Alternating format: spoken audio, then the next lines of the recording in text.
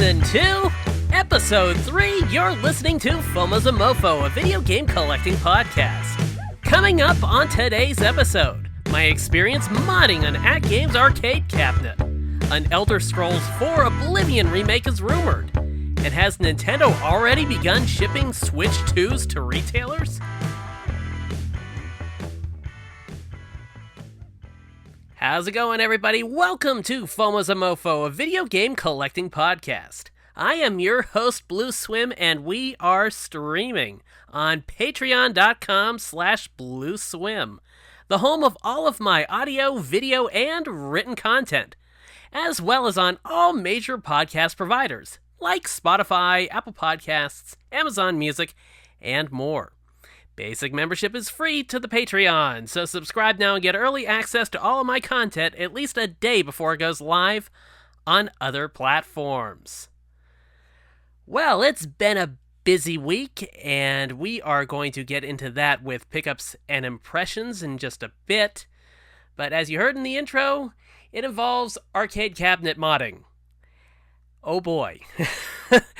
That was definitely a project. But first, we will start things off by taking a look at the recent content that I have put up on the Patreon and on BlueSwim TV on YouTube. Just kind of like a recap on what's gone live lately. And the first two pieces of video content are the new episodes for my new series, Gameplay Sessions.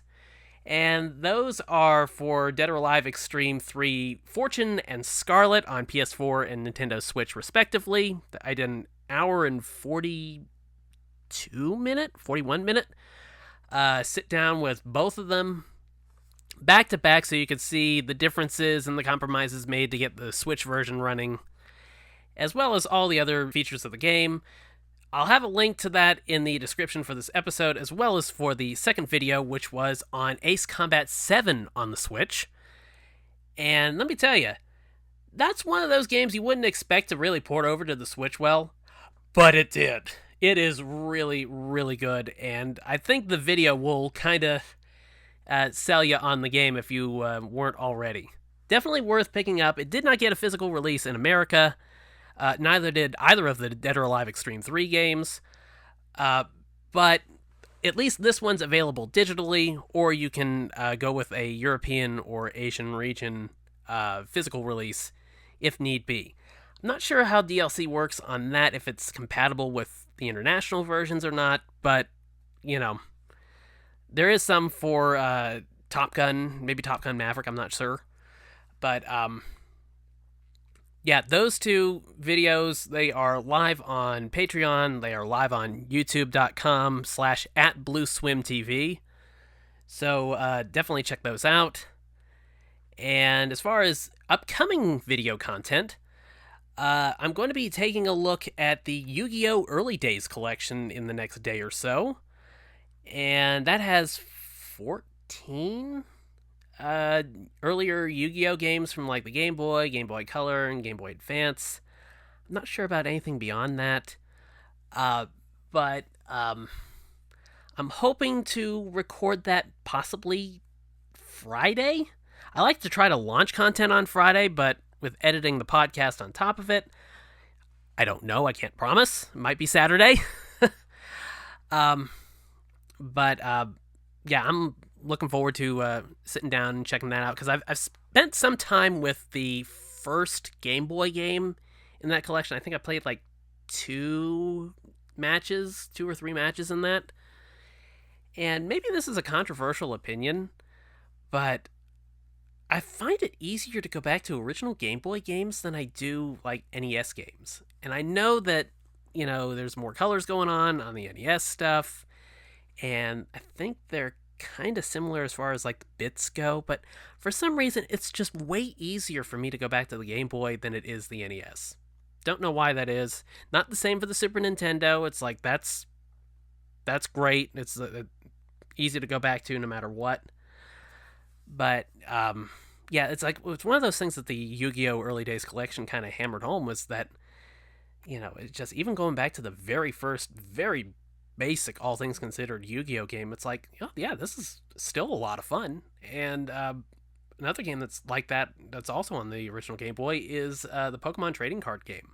It's like, that is an excellent version of it. And it's kind of surprising that we have never gotten another version of the Pokemon trading card game on a console. I mean, I know there's the mobile app. I play the mobile app. I open packs in that pretty regularly. But yeah, it's kind of surprising that, the Pokemon TCG has never had like another console or portable, dedicated system type game. Just all mobile titles. But yeah, that got really way off track from Yu-Gi-Oh, didn't I? But yeah, so that's the next video I'm going to be recording, is the Yu-Gi-Oh early days collection. I'm hoping to maybe play like a match in each of the 14 games, but I'm not sure how long that would take. So it might just be a little bit from each one, but yeah, I'm definitely going to be checking that out next. And next week, I'm going to be doing video content on MLB The Show 25 on both the Switch and the PlayStation 5 versions, because I bought them both. I'm an idiot. What can I say? So yeah, that's what's going to be coming up on the Patreon and the YouTube channel in the next week or so. So keep an eye out for those episodes of gameplay sessions. Yu-Gi-Oh will probably be number 3, and MLB The Show will probably be number 4. So, let's move on to pickups and impressions, because I got a big one, quite literally. Like 80-something pounds of literally. I picked up the Sam's Club re-release, reissue, new version, CE, whatever you want to call it, of the AtGames Legends Ultimate Arcade or something like that, or AtGames Arcade Ultimate Legends, or Legends Ultimate, whatever. Anyways, basically, it's the competitor to the Arcade 1-Up cabinets, and I love the Arcade 1-Up cabinets. And this one has 300 games with it, in addition to 4 pinball tables, and I think they are from Zakaria or Zachariah. I'm not sure what the correct pronunciation of that is. Oh, look at me getting a name wrong. And it also has the Pinball Pro buttons on the sides of the cabinet. One each for flipper and nudge. So that's really cool on that as well. It also has 2 spinners, one for player 1 and player 2, and a trackball in it. And the cabinet itself, like I said, it weighs like 82 pounds, somewhere in that neck of the woods. And when you get it out of the box, essentially you have 3 sections to deal with. You have the main control deck, which is 2 players, 6 buttons each side, plus the menu buttons and everything I've just mentioned previously with the trackpad and the spinners.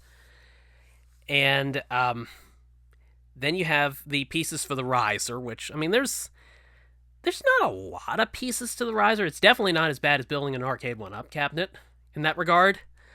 And then you have the entire upper half of the cabinet, which includes the screen, the back of the cabinet, the marquee, the speakers, all of that, all put together. All you have to do is plop it on top of the riser and connect a couple of wires to the control deck, screw everything into place, and that's about it. I mean, the build on it, I mean, I just kind of go casually while I'm just, watching TV or whatever. I don't really rush with these things.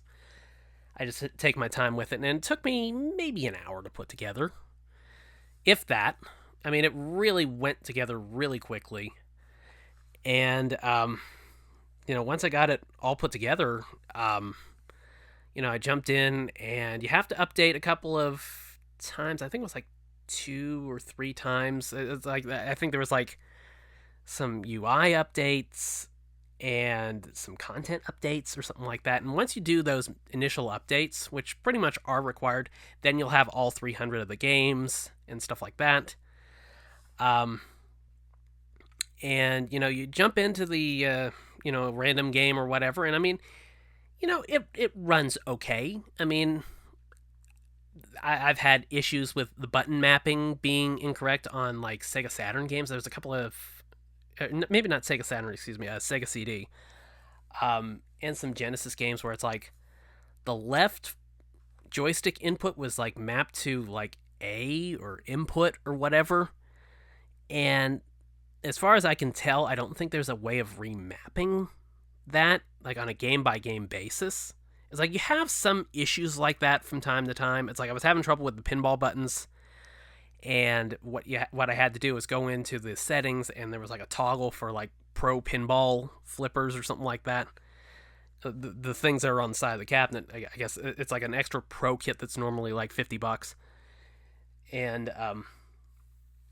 it's like once I hit that, it's like the problems I was having with the pinball. It's like basically it's like I'd hit the left flipper button and like the right nudge would go off or vice versa.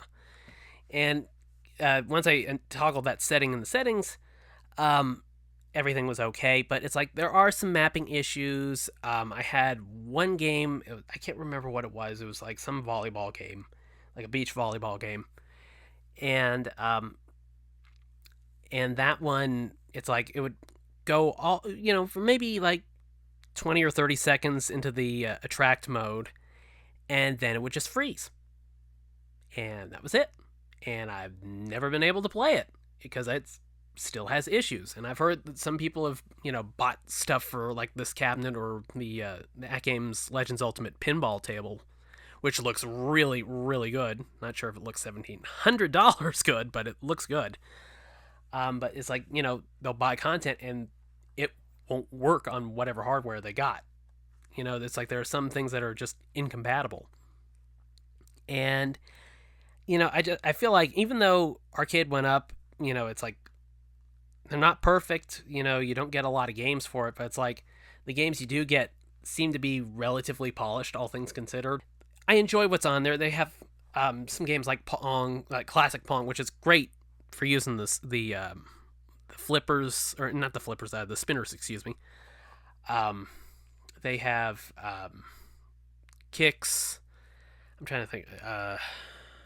Oh god, Tempest. That's another one on there. Centipede, Millipede. A lot of Atari 2600 games. A few Super Nintendo games as well.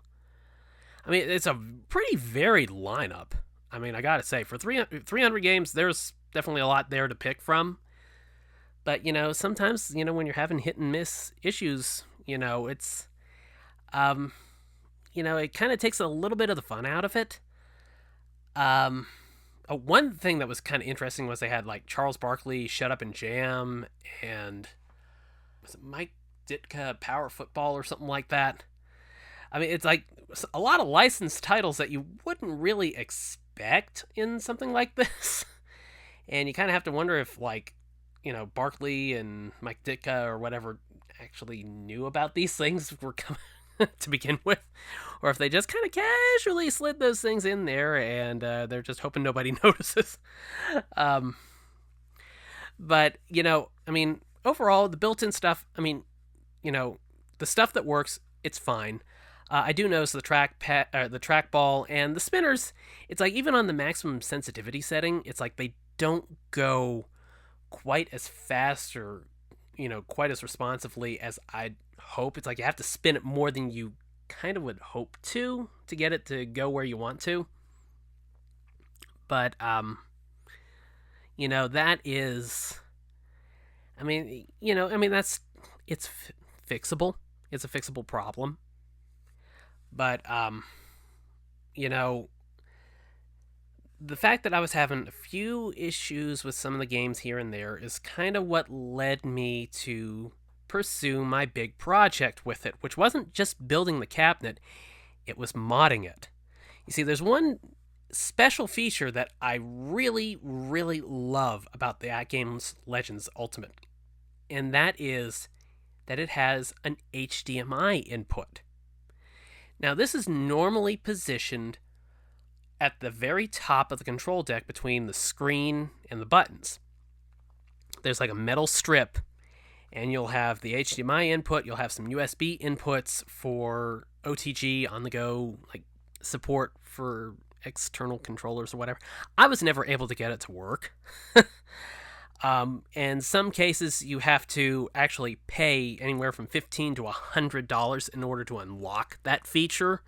I don't know why that they would even think of doing something like that. But some firmwares don't require it. It's like you can kind of downgrade the firmware to like a previous version just by renaming the file and then putting it on a thumb drive and sticking it in one of the USB ports. So yeah, there's a free tip for you. Anyways, it's like, the fact that I couldn't get the external controller support working, or basically being able to use the control deck to control another system that's plugged in through USB and the HDMI input, that's what led me to kind of decide to mod it. And what I did, and this was like a big production, I basically took the internal control board that's in the upper half of the cabinet, and I unscrewed it from the mounts that are, already in place. It's got 3 screws on the top and 3 underneath, so I had to take the upper part off of the cabinet again and then go in underneath. And I freed that up because having the HDMI cable going across the control deck or dangling down the top and down into the HDMI port, it just looked tacky as hell. So I wanted to at least have it, able to be plugged in from behind or leave the back off the cabinet and run an HDMI cable through the back. So I essentially took that panel off because the HDMI and the USBs, those are mounted into or they're basically attached to the main PCB, and by unscrewing all those things, it freed it up and basically removed the front access to the HDMI and basically switched it up to the back of the cabinet. So I just put some electrical tape over those things to cover them up, and then I went to work on the control deck. And what I did with the control deck is I basically unplugged the buttons for player 2 and moved everything for player 1 over to player 2. I didn't have to mess with the spinners or the trackball or the pinball buttons, but I essentially unplugged the player 2 buttons and plugged the player 1 cables, or the player 2 cables, I should say, into the player 1 slots on the internal board of the control deck. And then that freed me up to mod the left side of the cabinet to basically be the arcade controller that that I basically designed it to be. Because I have a bunch of arcade parts. I've actually had really good luck at coming across them at thrift stores or secondhand stores that deal with like Amazon returns and stuff like that. Those are like really popular, and I'd find button kits on a pretty regular basis. I mean, I had a good library of parts and sticks and stuff like that. Still do, but my collection's definitely started to dwindle over the last year or two as I've been building sticks of my own. But basically, I had all the parts on hand, so I went in, I stripped out the default AtGames Legends buttons and stick, because the connector that they had was just not compatible with any of the circuit boards that I had to use. So basically, I gutted one stick I built last year, and I put all the parts and like the circuit board and stuff like that into the AtGames Legends deck. Got everything all wired up, did all the cable management stuff, and now the controller is compatible with PS3, I think some other consoles as well, maybe Switch. I haven't gotten around to testing everything it's compatible with, But now whenever it's plugged in, it's got all the lights on those buttons for the player one section on the left side.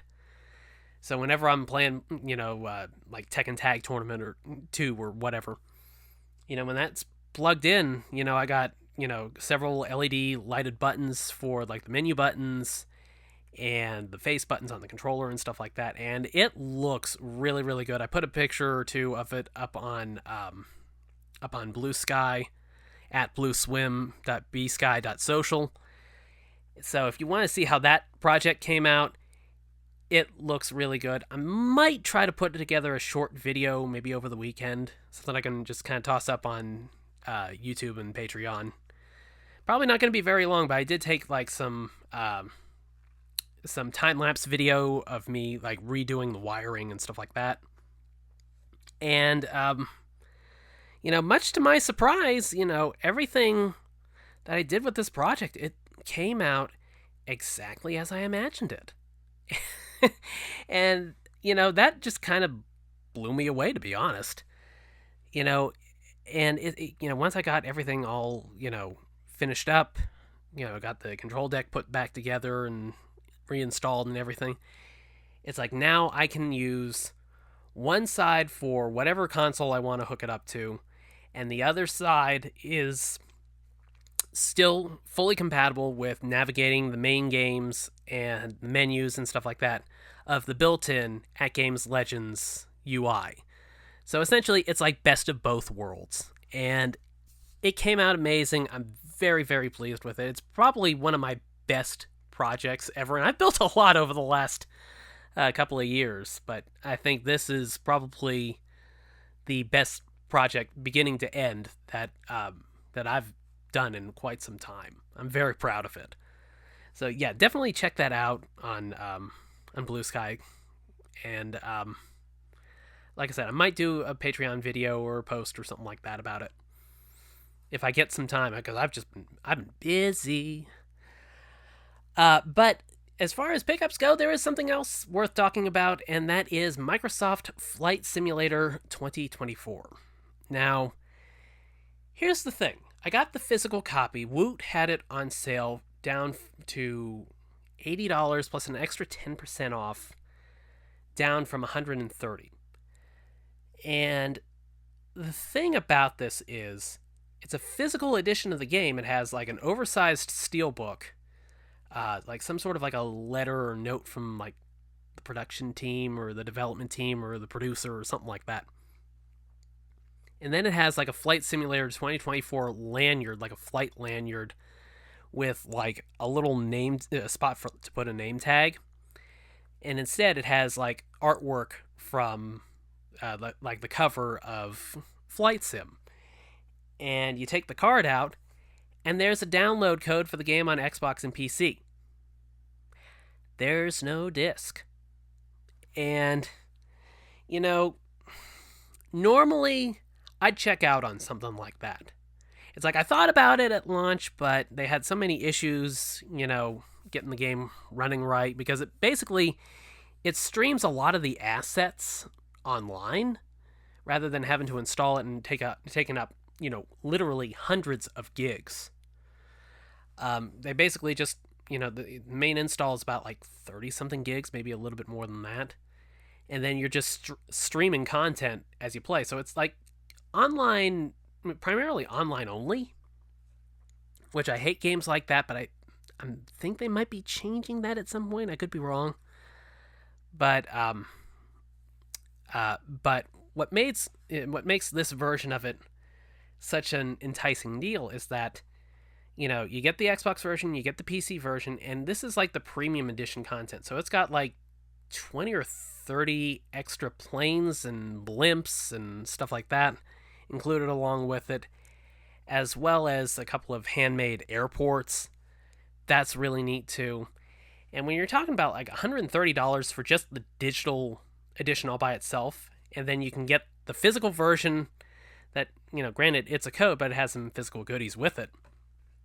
When you can get that at like $80 or at like $82, so it's like somewhere in the neighborhood of like about $48 difference. I think if my mental math is correct. um, no wait, $72. Yeah, $72. So I guess it's yeah, so I guess it's about like $58, something like that. Basically, it's a decent deal, and mental math is not my thing.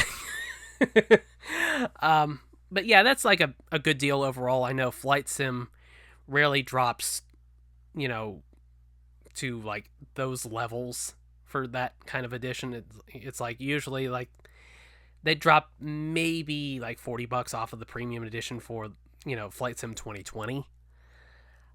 So I mean, it is what it is. I mean, it's one of those games where it's like I can justify it because I play Flight Sim a lot. I have the flight yoke. I think I mentioned that in the Ace Combat video. I have a TCA Boeing yoke and throttle quadrant, and I actually found a second throttle quadrant at Goodwill of all places.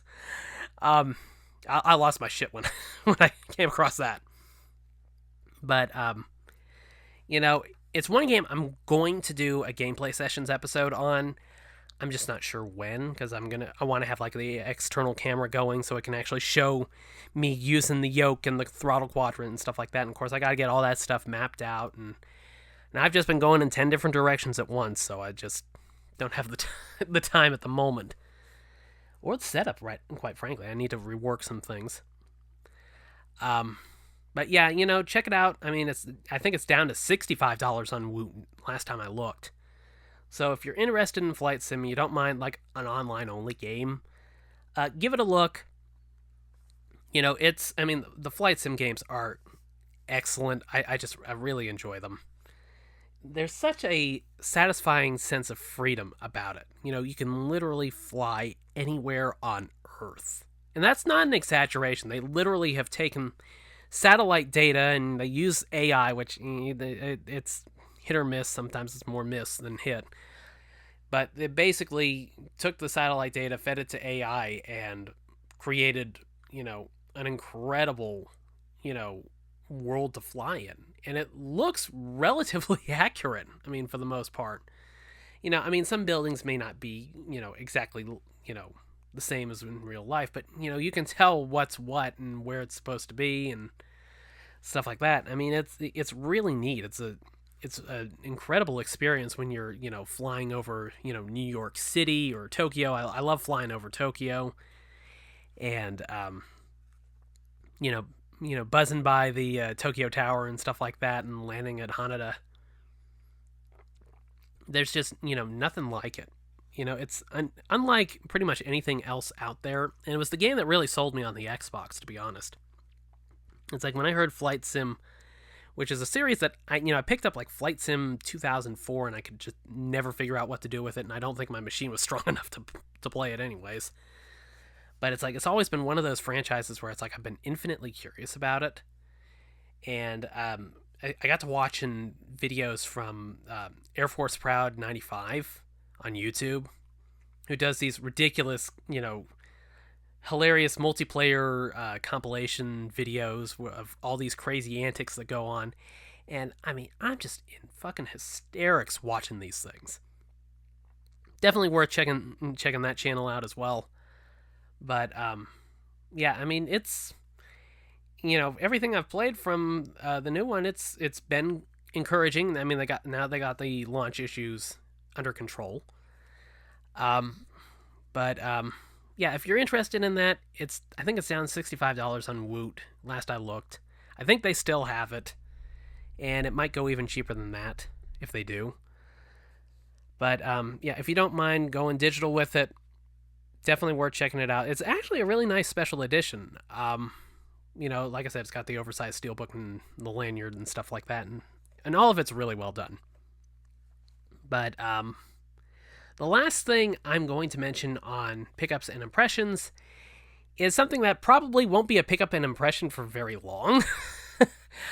Apparently there was like some sort of a free play days glitch with Dragon Ball FighterZ on the Xbox.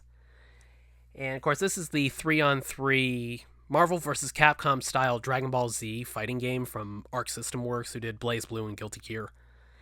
And Basically, if you played the Xbox One version and it prompted you to upgrade to the Xbox Series X and S versions of it, if you hit yes, it basically just did it right there. I mean, it's like I was expecting like a confirm screen or something like that, and it's like, no, here's the game. It's yours, and it shows up in my library.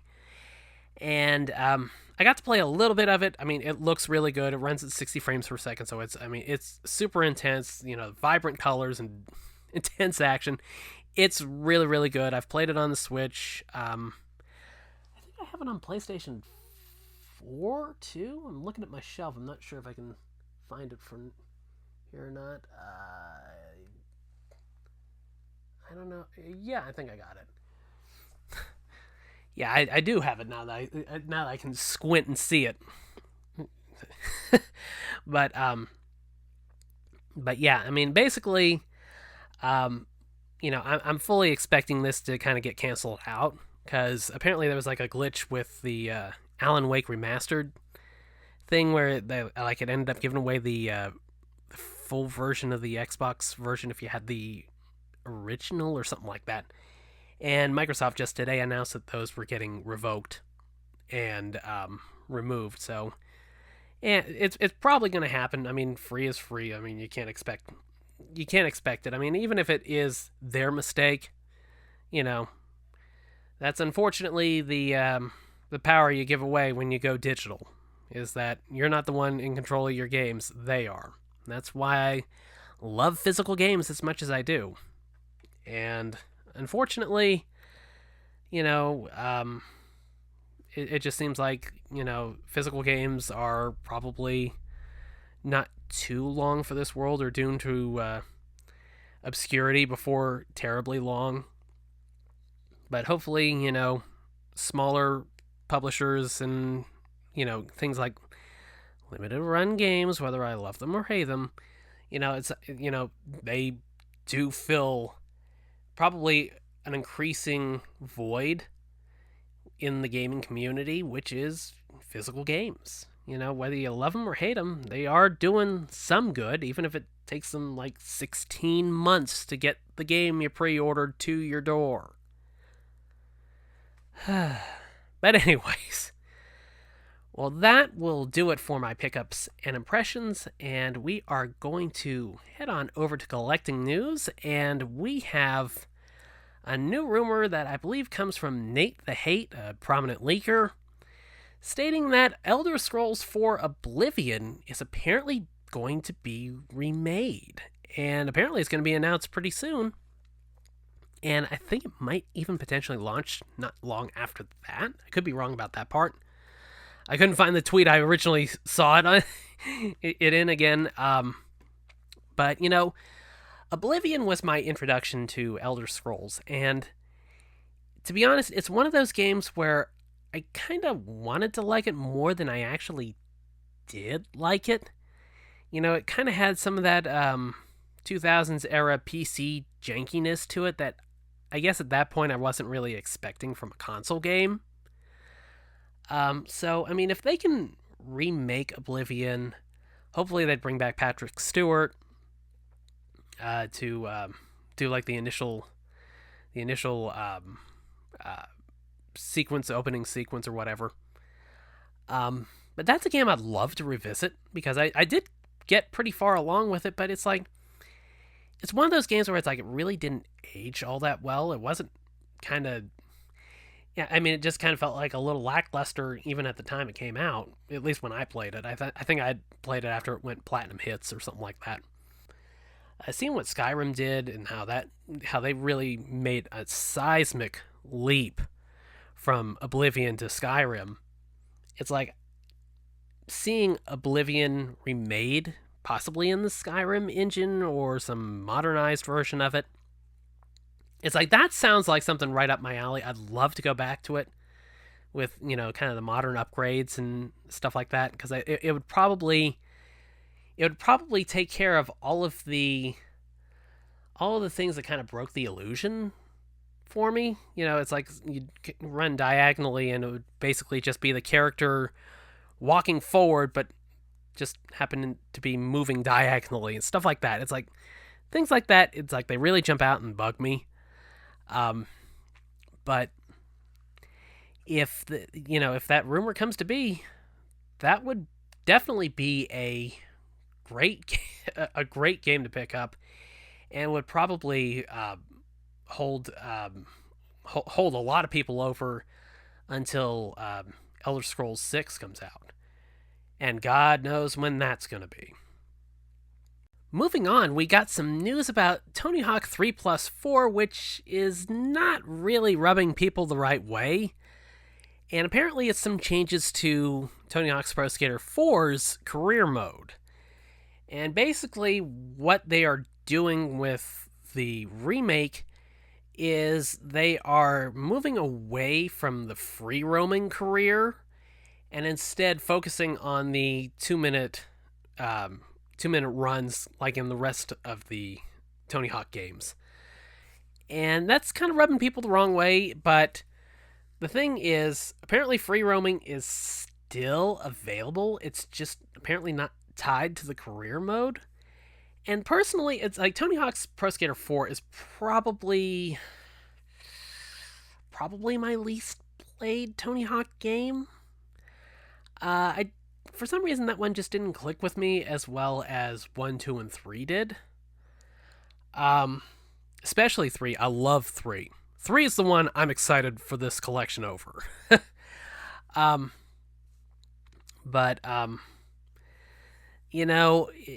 Going back to Tony Hawk 4 is, something that, with these changes, I might be a little bit more enthusiastic about checking out now than I probably would have been normally.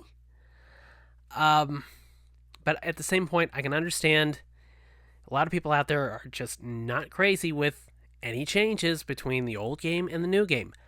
I'm usually like that. In a lot of cases. But, the thing about the Tony Hawk style of games is that the 2-minute runs just work. It's like, it's perfect for that, just one more round type of game. And, it's hard to beat. I mean, because, you go 2 minutes and it's like, well, do I got to put in another quarter, go and play another game? Oh, wait a minute, I don't have to put in a quarter, do I? But it's like, it's got that perfect arcadey hook to it that you just can't really drag yourself away from it very easily. Tony Hawk's Pro Skater 3 and 4 is going to be launching, I think, July 11th. So, not terribly far off from my birthday, so, But next up, we have news on something that's going to make my mother very, very happy, and that is Power Wash Simulator 2 being announced. And I believe this is coming to PlayStation, Xbox, Steam, and there's quote-unquote no firm plans, but apparently the rumor is it's going to be on Switch 2 as well. Details are pretty light, but apparently this is going to be self-published by, I completely spaced on their name, something Labs. So that's pretty neat. I think the first one was published by Square Enix. So apparently that game's doing well enough that apparently they're making money hand over fist over there.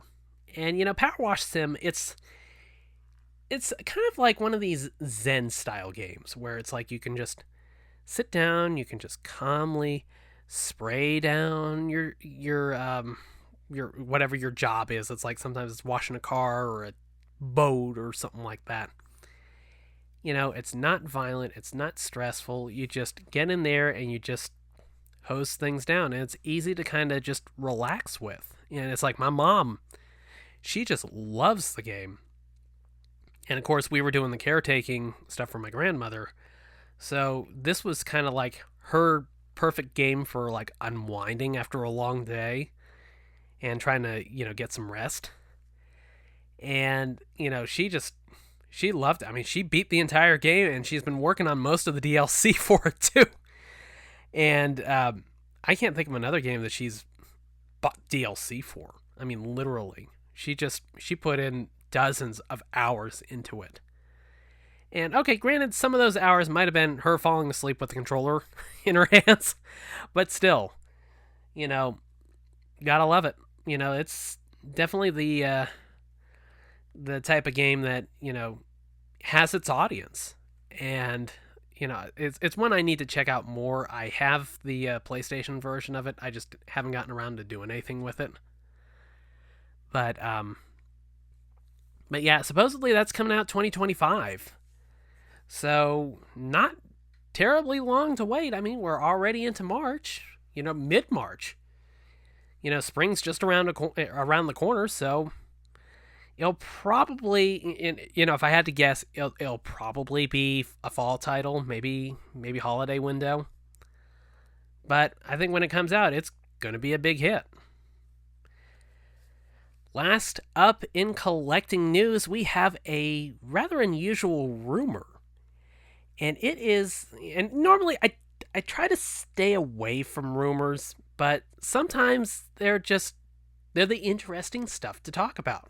Just by the potential of if it is actually true, And the rumor that apparently is coming out is that Nintendo has already shipped 380,000 Switch 2 consoles to retailers.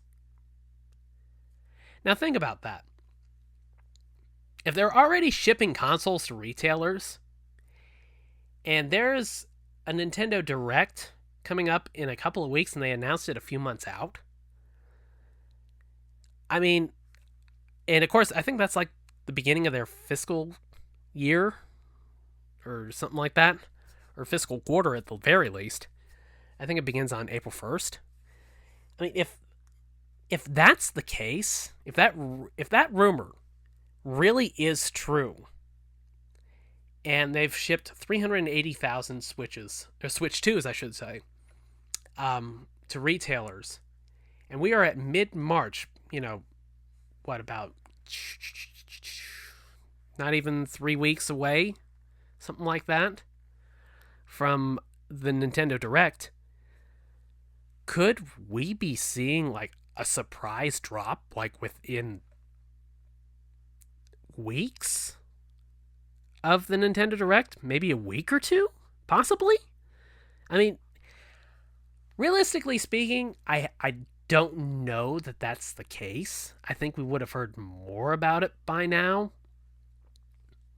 But if they really did do something like that in today's market, with all of the easily excitable gamers and collectors out there, it's like they don't need to announce this thing 6 months out for people to really get hyped about it. I mean, it's like, we know that they were going to talk about the Nintendo Direct in April, but we still don't know the price of the system, or when it's coming out, or what the launch lineup's going to be. But if they handle all of that at the Nintendo Direct and they close by saying available next week, people are going to lose their shit over it. I'm going to lose my shit over it. I'm going to be bending over backwards trying to find the damn thing. And I think that's what everybody is going to do. There was an article out from Bloomberg that are saying analysts are predicting that the price will be between $400 and $500. I think it's going to be $399. I think that would be the ultimate impulse buy price, where, apparently the system is going to support physical Switch 1 and 2 games in addition to the digital stuff. So if it comes in at $399, their quote-unquote top-of-the-line Switch 2 is now same price as the base model non-physical, digital-only PlayStation 5, and $100 more than the Xbox. Well, actually, I guess they're now up to $349 with the Series S now. I was going to correct myself. I had to correct myself there, because I think they phased out the original white ones with 512 gigs in it, and now they're just doing the ones with 1 terabyte in it. I think they bumped the price up $50. So I mean, you're talking $50 more than the Series S, which, with all due respect, I love my Xbox, but I see the sales numbers. They don't lie. It's like people aren't that thrilled to go out and get an Xbox. They're buying Switches, granted at a slower number because we're getting towards the end of the Switch 1's life cycle.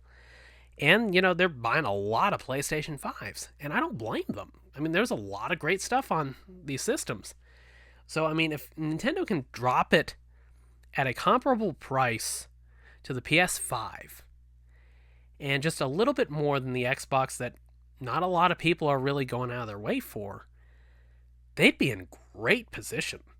And, the Bloomberg article was also talking about how, in spite of the $400 to $500 price range, they're expecting this to be the biggest launch ever for a game console. And, I mean, if Nintendo markets this thing right, which they chose the Switch 2 name, that communicates everything it needs to the average, ordinary, non-hardcore gamer consumer out there. I mean, several million consoles in a matter of, a few days. I mean, it's a given. It could very well be the biggest launch. I mean, it definitely has the potential. And I mean, we've seen a lot of it, incredible launches throughout the years. The PS5 was hard to get a hold of for a while. There was massive hype for the Xbox 360. I mean, I was in line 6 hours, 6.5 hours, something like that, to get my original Xbox 360, and they were lined up. God, I mean, I'm trying to think how many units they had on hand at the Walmart I was waiting in line at. But, I mean, that line stretched all the way to the back of the store from the electronics department. So, I mean, there's been some, pretty exciting launches. And, of course, the Switch 1, it's like everybody was hyped about that, and Breath of the Wild.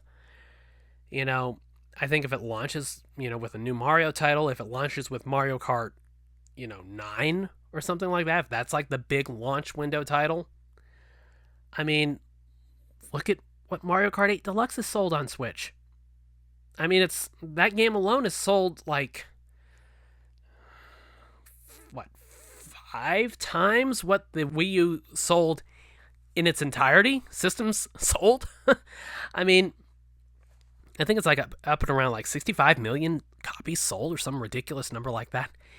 If Switch 2 launches with Mario Kart 9, that's game over. I mean, that everybody's going to have to get that. That is going to be a casual hit. That's going to be a big hit with, the diehard Nintendo fans and the hardcore gamers. I mean, it's going to deliver. I mean, that's a big, big launch title, potentially. So I think I think if they come in at $399, biggest launch ever. If they do $449 or $500, I think you definitely see some excitement. I don't know if it would be like impulse buy. Not that $400 or $500 is like an impulse buy, but it's like $399 for the new Switch when the old Switch was like $299.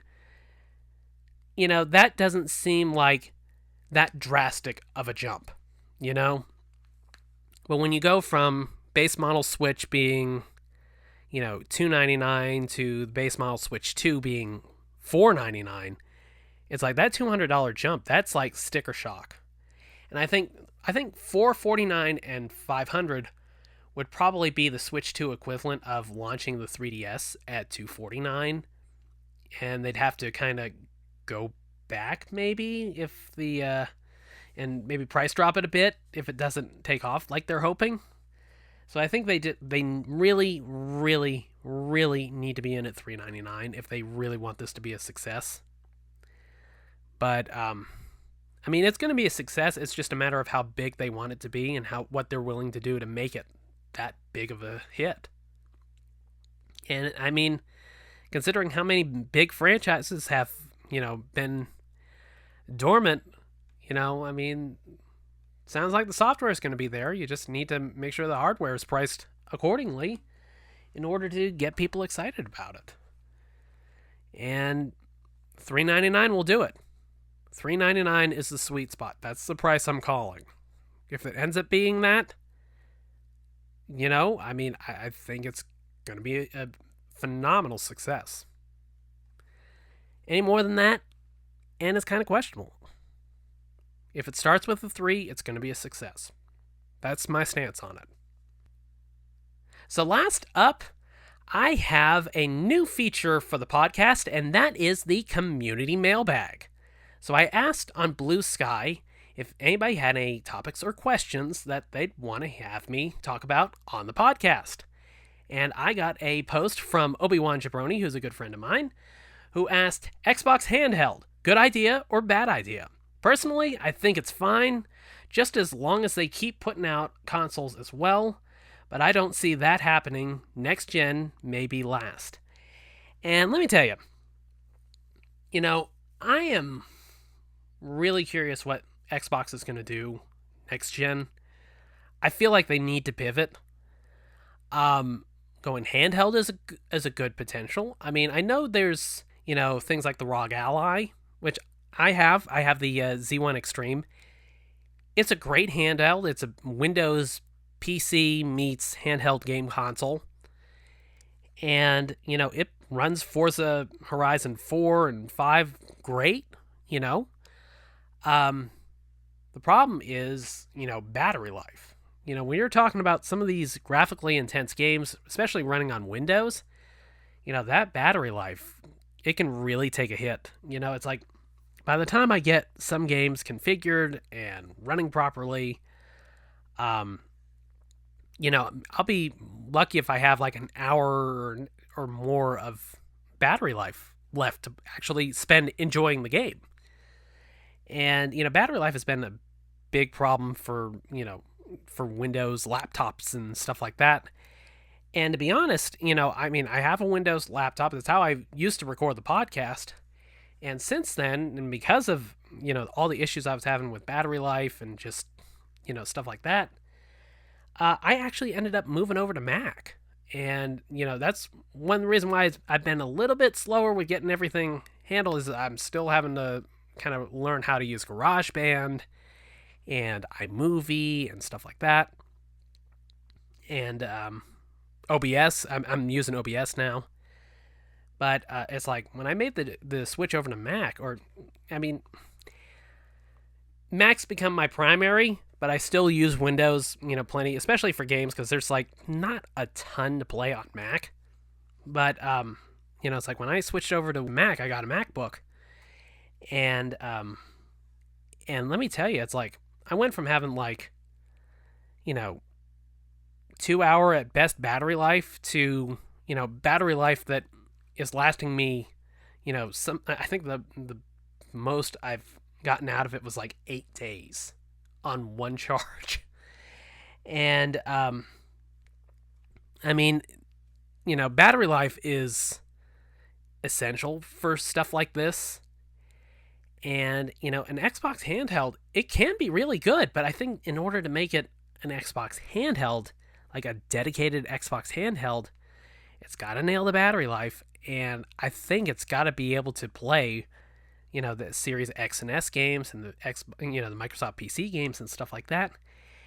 And getting those things optimized to the point where you can get a decent amount of time out of it while the game still looks decent. I think that's going to be kind of a difficult slope to climb. And that's another thing that makes the Switch 2 so interesting. It's like, what's the battery life going to be with that? If it's, somewhere in the PS4 to Series S range, which is what the rumor was, or PS4 to PS4 Pro, somewhere in that neck of the woods. What kind of battery life is that going to have? That's a good question too. But yeah, there's definitely potential to the Xbox handheld idea. It's a good idea. As long as you can bring your own games, with it, the games you already got, and they can just nail those issues down. I think that could potentially be a decent pivot for Microsoft, but, with Switch out there, it's gonna kind of look like a Me Too or a PSP to the DS or a Vita to the 3DS or something like that. And Microsoft is just having a difficult time really, forging their own path. I think they're having more success being, going the Sega route, to be perfectly honest, and, kind of pivoting from being first party to third party, at least to a certain degree. And, I think, with the future of Microsoft, I think what I would do if I was in their position, I'd lean kind of more heavily into the xCloud, Xbox Cloud Gaming, because that's something that they do really, really well. I mean, Xbox Cloud Gaming is phenomenal. I mean, I've never been like that much of a fan of cloud gaming, but with Xbox Game Cloud, you can get it through Game Pass Ultimate or whatever. It's been phenomenal. I mean, it's, granted, you're going to feel the latency and stuff like that. But overall, I mean, they've done some pretty impressive stuff with cloud gaming. And that's something that, neither Nintendo nor PlayStation really do all that well. I mean, you have the PS Portal, which can be hit or miss. It's been better since, like, the last update. It's been just light years better since the 3.0 update or whatever for the Portal. But and I know you can stream to your PlayStation app on your phone, but I think that's something that Microsoft does better than anybody else, and I think what they might potentially want to consider is maybe going more of like a Roku player route or an Apple TV route, where you basically have, an Xbox that's basically, about the size of your hands when you stick your middle fingers and your thumbs out to make a box. Something like a 3x3 or a 4x4 little square that's an Xbox, and kind of making that their primary device. And that would be something different. It would be something unusual, and I think it would make people sit up and take notice. It's something that would basically be a comfortable niche for Xbox, and that would still, they could still have, their dedicated Xbox stuff, but since they're leaning into the third-party publishing, they'd also be able to sell stuff on consoles, possibly digitally only or physically. I think Indiana Jones is going to be physical, but Forza Horizon 5 isn't, at least at the moment. But there's potential out there for what they could do. But personally, that's what I do. I think they can't simply just release another super powerful home console. They've got to find a gimmick. And the handheld, it's not a bad idea. Look at the Steam Deck. It's been excellent, for a lot of people. And it's sold pretty damn well. I think it's like over 4 million units sold. And when you think about, a non-Nintendo PC-based console or handheld or however you want to classify it, selling 4 million units, that's pretty damned impressive in its own right. So, there is room for Xbox to have that handheld in there, but it's all about what they're doing with their console strategy going forward. And, I don't think they are going to survive another head-to-head matchup if they are basically just a PlayStation 5 or 6 or whatever with an X on it. They've got to figure out something different. They have to figure out a way to pivot. And Nintendo's got the hybrid market down. Sony's got the power market down. And Microsoft has made phenomenal strides with xCloud. That would probably be a really good direction to go in. And, if you do like a cloud player or, cloud-based streaming box or whatever, I mean, you can get that thing down to like $99 and, pack it with a controller or something like that. And I mean, look what they did with streaming sticks for Amazon. They were doing a bundle with an Xbox controller and a streaming stick 4K or whatever. And I want to say it was like $55 or something like that on sale. I mean, they can do stuff like that. And, maybe pack enough horsepower in there that maybe it could run some dedicated games, without the need for xCloud. But where they go is pretty much anybody's guess. I really would be surprised if they just did another straight console. No flashy gimmicks or anything like that. They have to differentiate themselves from the competition. And, basically just doing the same thing all over again, it's just not going to work. They need a gimmick.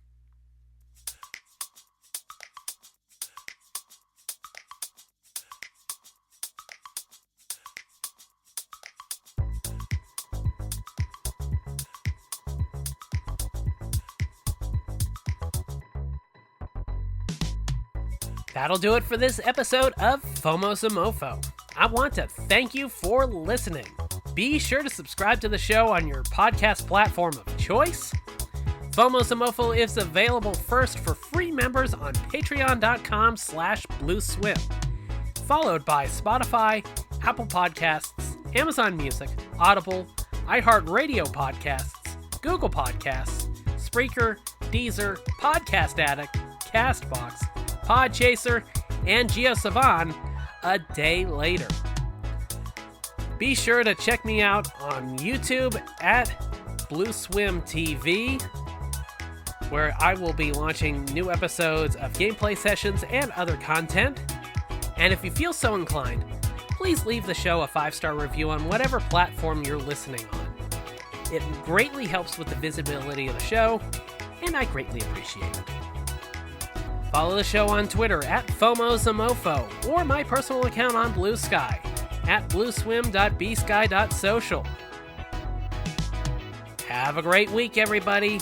Happy collecting and peace. This has been Blue Swim. Take care.